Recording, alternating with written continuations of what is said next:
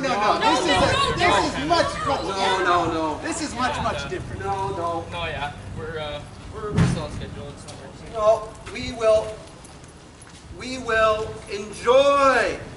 We will enjoy. You know, did you see that Facebook post? Look. Hello? What? Did you see that Facebook post where they compared the union to the mafia? Did you see that one? I did not. Well, I could frequent. I don't know if you know this about me, Mark, but my parents are Italian. Really?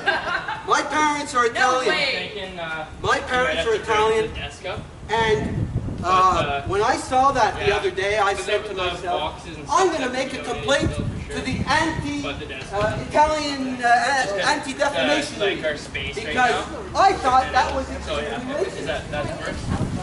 They were comparing the union to the mob and the mafia and all that stuff. Well, one thing that they don't realize is that when they screw around with an Italian, it becomes personal. And you don't want to make it personal with an Italian.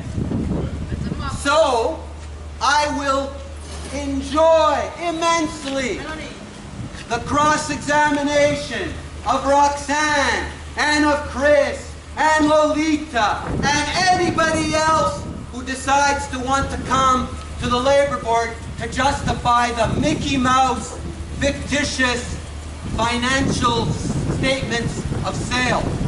Oh, I think we're going to call HS. What about HS? I think we have to call HS. I think we should call HS and ask them. And we should ask them. We should ask them why AHS tolerated unaudited statements for 7 years. Actually, didn't you tell me that they asked for audited statements? Yeah. Tell us about that, Mark. Well, they just asked for financial statements, and then they said, well, we're not going to get in a big rush about those because we're pulling your contract. And if I didn't have any audited financial statements, I might do the same thing. Maybe it wasn't about privatizing with a big, bad Ontario corporation, but the sheer financial incompetence of the organization worried them so much that they realized they would be exposed unless they pulled that contract. Yeah, maybe they were actually very concerned about where the taxpayers' money was going. Then again, do you know what the board did when AHS asked them for audited statements? Did the board say, oh, of course, oh, of course? I believe, in fact, they decided it would cost too much money. Oh, but maybe the real reason was that they had to ensure that Chris got a new car.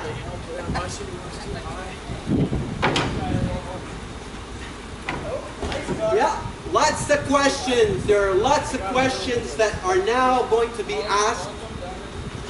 And did I tell you that we also engaged a big firm of chartered accountants?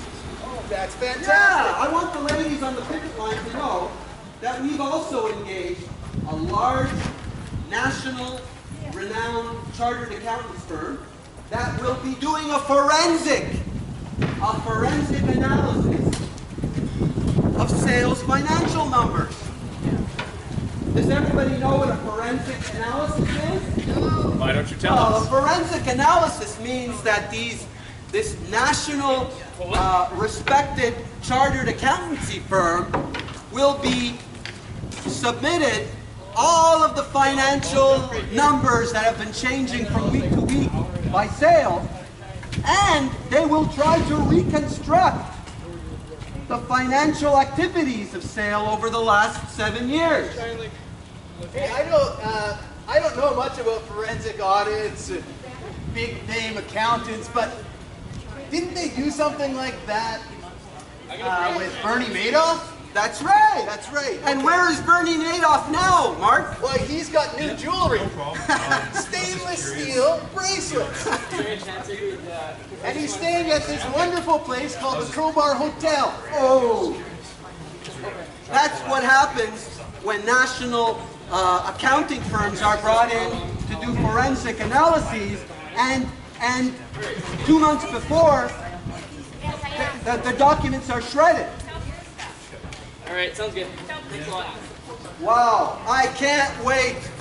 Hey, you know what? Usually I don't like dealing with accountants. They're boring, they're calm, they're not as passionate as we are, right? But I gotta tell you that when I told these accountants about sale, and about the shredding of the documents, and about the $35,000 contingency, and the $7,000 a month fictitious program director, these accountants became so excited. They were so excited. You know why? A, because this is different for them, right? And also because... Well, usually they just have to deal with very well-kept financial records that make sense and everything balances and just check, check, check. Not something that's basically like a work of fiction, right? Right. I mean, they deal also in bankruptcy situations, right? They deal with but usually the bankrupt people that they're dealing with actually honestly ended up in bankruptcy, right? So, I'm thinking like, okay, can you come? oh, it's going to be fun. So imagine that. I'm excited, you're excited.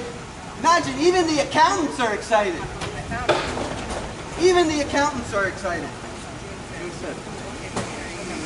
Yolanda, how much are you making? How much are you benefiting off of keeping these girls on the street, Yolanda? We're going to subpoena her bank statements because if they gave her cash, Yolanda probably was smart enough to put it in her bank account, right? I would think so.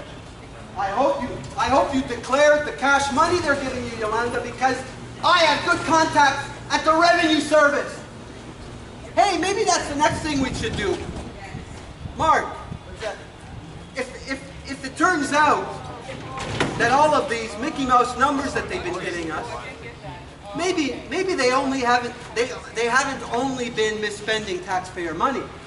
Maybe they actually haven't been paying their taxes. It's possible. Oh my gosh! And you know what it's like to deal with the tax department, right? Well, I've always, followed the rules, so I've never had a bad encounter. That's true. Well, I can tell you that these days, Stephen Harper's government is going after charities with gusto. That's right. That's right. And these guys are supposed to be a non-profit, right? That's right. An apolitical non-profit. You're exactly the target that Stephen Harper's Revenue Department loves to audit. Wait till we tell the Revenue Department, wait till we tell the tax authorities about all the BS figures that you've been giving us. Paying Yolanda to put up political propaganda. I've been in a couple of rallies. Paying Yolanda, cash under the table, undeclared. Ooh. I wonder what Stephen Harper's tax department is going to think about all this. I'm very curious. One question. Uh-oh. Well, it's okay. They have a $35,000 contingency fund. It'll fix any damage that you cause. 35,000. You know what? I can just see Chris coming out. Don't worry about it. I got $35,000. $35,000 contingency fund. But Donnie Brasco, remember, you'll be like Donnie Brasco. You keep a beater on the outside, eh?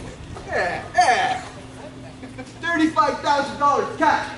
But I ain't paying my workers. Okay, how is this ridiculous? I'm not paying my workers. I would have a sledgehammer like